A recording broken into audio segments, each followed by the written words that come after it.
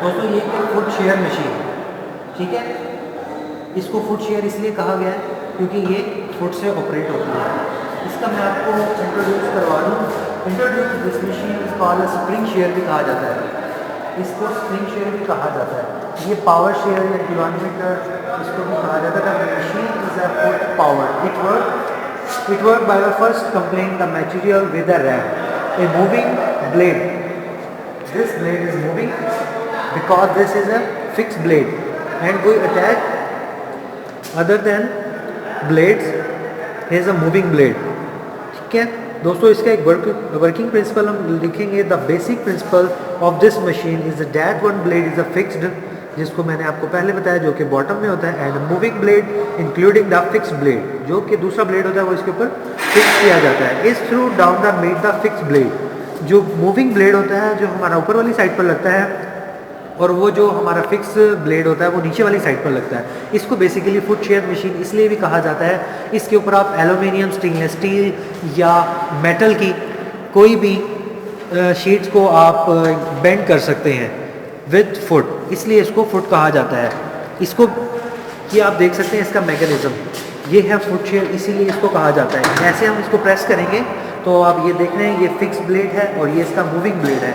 जब नीचे कोई भी चादर स्टेनलेस स्टील, आयरन या कॉपर की रखी जाएगी और हम इसको प्रेस करेंगे तो ये इसको बेंड कर देगी। दूसरा दोस्तों, इसके साथ डिज़ाइनिंग वाले ब्लेड्स जो कि मूविंग ब्लेड होते हैं वो लगाए जाते हैं, जिसके थ्रू आप किसी भी डिज़ाइनिंग में, किसी भी शेप में उसको आप शेप दे सकते हैं। जैसे कि आप किसी शेप को, आप लोगों ने आयरन्स के वो गेट्स देखे होंगे, उस पर एक लाइनिंग लगी होती है, उसमें स्पेसिंग दी जाती है, एक अप साइड होती है और एक डाउन साइड होती है। उसी तरह इसके ऊपर शीट के ऊपर डिज़ाइन किया जाता है। जितनी बड़ी शीट होगी आप इस स्टैंड्स को एक्सटेंड कर सकते हैं कितनी भी हालत में, और उसके आप शीट रखेंगे और इसको प्रेस करेंगे, वन टाइम प्रेस करेंगे तो वो अपनी शेप ले लेगा। फिर आप इसको छोड़ेंगे तो ये ऊपर की तरफ आएगा। फिर हम थोड़ा सा आगे करेंगे, जितनी भी स्पेस हमें रिक्वायर्ड होगी, और यहाँ से हम उसको स्पेस लेस कर सकते हैं। जितनी भी स्पेस हम इसमें देंगे उस हिसाब से आप इसको प्रेस करेंगे और ये आपको डिज़ाइन शेप और जो भी आपको डिज़ाइन चाहिए होगा उसी शेप में, उसी डिज़ाइन में ये आपको दे देगी। उसके बाद आप इसके ब्लेड्स चेंज कर सकते हैं, इसकी स्पेसिंग को इम्प्रूव कर सकते हैं, इसके स्टैंड्स को इम्प्रूव कर सकते हैं दोस्तों। इसके बाद इसको ज़्यादातर इंडस्ट्रीज़ में यूज़ किया जाता है। इसके बाद इसमें आ जाते हैं सेफ्टी प्रिकॉशन। इसको यूज़ करने के लिए ऑलवेज वेयर सेफ्टी क्लॉथिंग। आपके पास जो कपड़े होने चाहिए वो ऐसे ना हो कि इसके अंदर फंस सकें।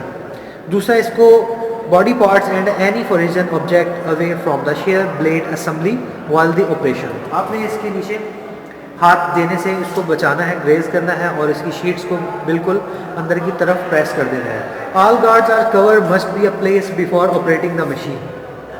मशीन को इस्तेमाल करने से पहले आपने तमाम इसके जो गार्ड्स होंगे वो आपने यूज़ करनी है। जैसे कि आप कोई शीट को यहाँ प्रेस करने लगे हैं या इसमें डालने लगे हैं तो उसके लिए आपके पास सेफ्टी ग्लव्स जो कि हार्ड वाले होते हैं, जिसकी आगे वाली हिस्से जो है बिल्कुल ही हार्ड होते हैं, ताकि वो इसके नीचे अगर आ भी जाए तो वो प्रेस नहीं होते। जैसे कि आपने आर्मी या रेंजर्स के शू देखे होंगे, उनके आगे वाला हिस्सा, ताकि राइफल वगैरह गिरे तो वो ख़राब ना हो और उनको प्रॉब्लम ना क्रिएट करे।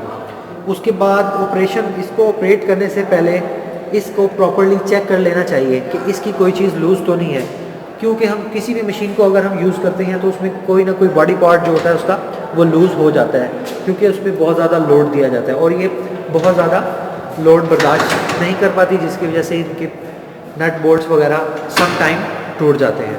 दोस्तों, अगर आपको हमारा रिव्यू अच्छा लगा होगा तो लाइक करें, शेयर करें एंड सब्सक्राइब करें।